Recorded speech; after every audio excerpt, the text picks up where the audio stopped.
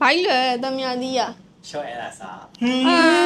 ဘလို့ခိုင်းလဲ အမားဖြေရမယ်မေးတဲ့ဟာ အမှန်ဖြေလို့မရအောင်အမားဖြေရမှာမှန်အောင်ဖြေစားရမှာဩဖြောင်းမြန်လူမင်းလို့ပေါ့ဖြောင်းမြန် နေရဘယ်ဘက်ထားလဲ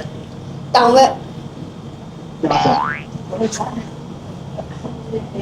လဲကွယ်ဘယ်ကွာအရှိကအဲ့ဒါကုသိုလ်ရတယ်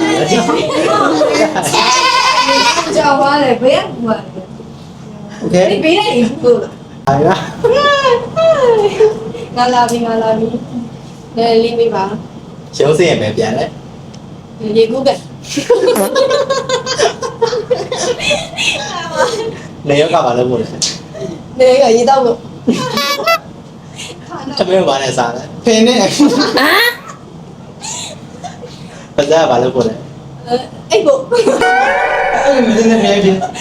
မဲကြီးရမယ် မြဲပြင်း လက်ချဘာနဲ့ချလဲ လက်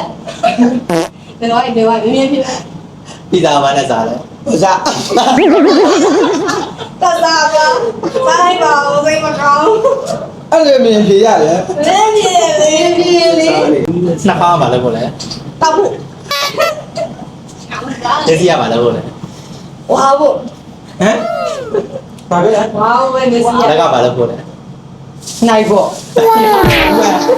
ဘာရောက်နိုင်ဖို့လေ ရနိုင်နေတယ် ရတယ်စီတဲ့စားလိုက်ပါပါလေး3ခါကြည့်ပါရင်နော် ငါလေးကငါပြဿနာနေရ ကျွန်တော်တို့ကပြင်မြန် တရားချို့လား ခါတယ်ချိုးလားဆိုငါခါတယ် ကိုစိုးကြီးရဲ့ကြာ ကြားတယ်ကြားတယ်ကြားတယ်အလုံးမနေကြားတယ် ပေါ့ အဆဆာမ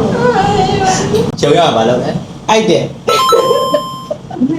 မဟုတ်ညလာတော့လား ညရတယ် စာသင်ခန်းထဲမှာဘာလို့လဲ တရှင်းသားထောင်တယ် ရှီရပါရတာရှိတယ် ခါတယ် ခါတယ်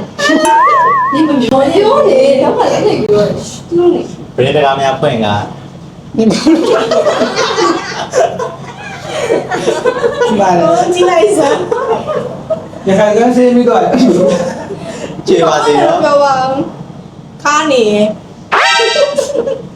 နေနော်ကြည့်ပါစေတော့ခါနေ အိမ်ပြန်ဘယ်လိုပြန်